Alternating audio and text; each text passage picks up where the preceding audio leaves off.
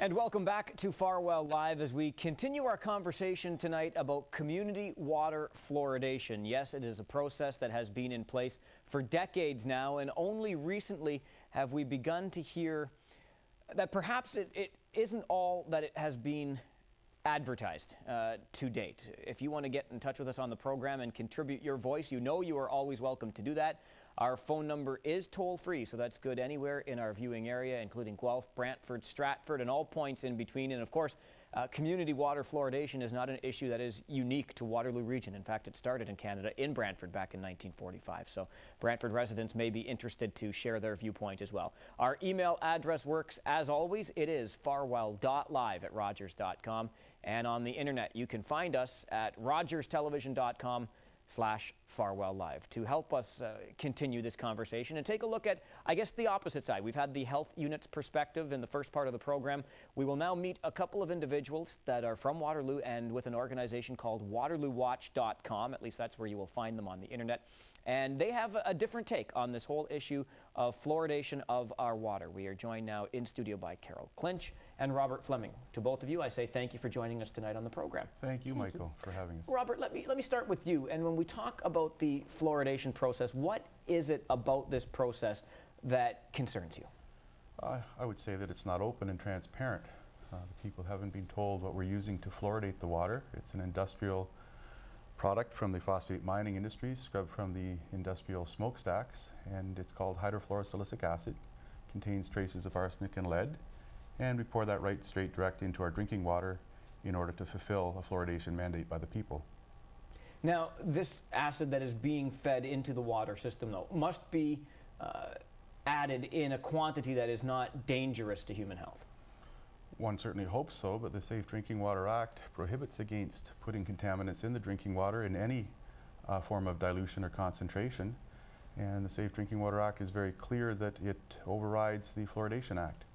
So we are fulfilling cavity prevention, which satisfies a segment of the population, and we are not fulfilling protecting the whole population against contaminants in our drinking water, and that seems odd. Okay, let's talk about the Safe Water Drinking Act and the Fluoridation Act, both which you just mentioned. You're saying one supersedes the other. Explain. Yes. Section 20 of the Safe Drinking Water Act speaks to the fact that dilution is no defense, and that prosecution of dilution need not prove that the contaminant was diluted sufficiently that it caused no harm. So simply putting it in the water is prohibited.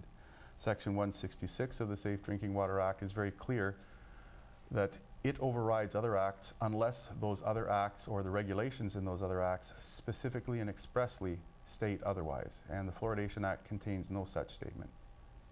You mentioned the arsenic and the lead, two of the most common byproducts that come from this hydrofluorosilicic acid. But we also know that our water is being tested regularly in the region, and there hasn't been anything in terms of high findings of arsenic or lead since 2003. So again, I guess I have to ask why this is still a concern if this water is being tested for these different things and it's not being found. First of all, the adding of the contaminants is prohibited. We have maximum allowable limits in our drinking water, but nothing permits us to add contaminants. Fluorosilicic acid is also known to help leach lead from pipes and fittings in our drinking water system, and it's known to increase the blood levels in children in fluoridated communities. So we have some concerns regardless of what the tests perhaps are showing, and we haven't always been within the acceptable limits of lead in our drinking water. Also, the hydrofluorosilicic acid itself is as toxic, according to the EPA and according to the Goslin textbook of toxicology, as are lead and arsenic. So if we're arguing that the lead and the arsenic are trace amounts and that the hydrofluorosilicic acid comprises the bulk of this industrial product, then I guess we're just saying we're choosing our poison. And that's quite concerning. It's not medical or pharmaceutical grade. It is not the fluoride that the dentists apply to the top of our teeth, topically applied in the dental chair. It's not the fluoride that we have in toothpaste that's applied topically. It's fluoride that we're asked to ingest, which is 20 to 25 times more toxic than the naturally occurring fluoride that we were all sold on. The calcium fluoride is one example of that in the environment. So we've got a lot of issues that we haven't been upfront about with the public. And I think it's high time, if we truly honor the public and honor their vote, we tell them the whole story. And it's remarkable that after 42 years, we still haven't heard the whole story. Okay, Carol, let's bring you into the conversation, because I know with your, in your own personal experience, you have had difficulty that you think may have actually been associated with the fluoride that you were consuming through water. Right. I read the National Research Council report on fluorides in drinking water, and they indicated that if you drink as little as 4 glasses of water a day, it could suppress your thyroid function, and that's if you're iodine deficient. So in consultation with my medical doctors, I ran an experiment on myself and eliminated the fluoridated water from my diet. And I learned that I was able to discontinue my need for thyroid hormone supplementation. My symptoms disappeared, and all of my blood serum levels returned to optimal levels for the first time in decades. So I was quite surprised, actually.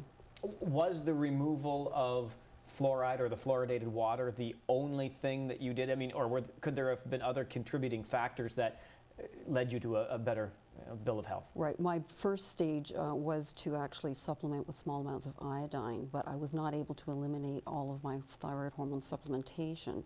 So when I hit a brick wall with consultation with my doctors, then I decided to see if eliminating the fluoride would take me to the next step, and it did. So it was a 2-step process. You brought with you tonight a toothbrush with a little amount of toothpaste on it. Explain to me what this is about. Right. Well, this is what's called a pea-sized amount of toothpaste and that is recommended by our medical doctors. And this is a glass of water. Now, the United States Environmental Protection Agency, or no, the United States Food and Drug Administration, pardon me, they're required to put on all toothpaste labels a warning that says poison, do not ingest. If you swallow, contact a poison control center immediately.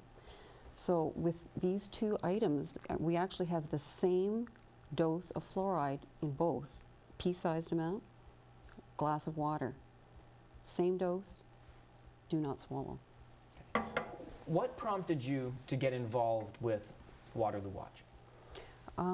I've been doing research in endocrinology for a number of years, and I guess what prompted me was my own medical concerns about this when I realized that at so-called optimal levels, my thyroid function seemed to be suppressed.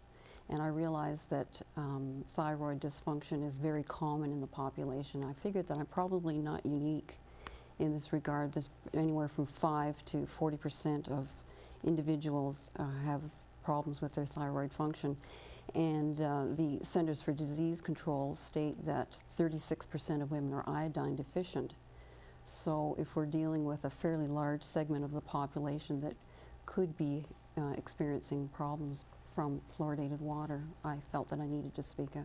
Okay. I want to go back to this U.S. Centers for Disease Control and Prevention, and Robert, I'll come back to you on this point, because that organization has heralded the fluoridation of water as one of the 10 great public health achievements of the past century. How do you respond to that? Well, we have responded to that. We've asked them to show us the science to demonstrate that. We've asked Health Canada, Ontario Ministry of Health, and the Medical Office of Health to show us the science that demonstrates that. And some people have told us off the record that science has never existed. Others have not been able to produce that science. I think that's fundamental to getting to the core of the legitimacy of this process. I'm worried that perhaps we've got ourselves in so far that it's hard to dig out now. And I think public health and the people's knowledge should take precedent, and they should be told and they should be honored by telling them the whole story about this evolution of fluoridating drinking water and where we are with the science today, and in fact what science existed for a very long time that we weren't told about.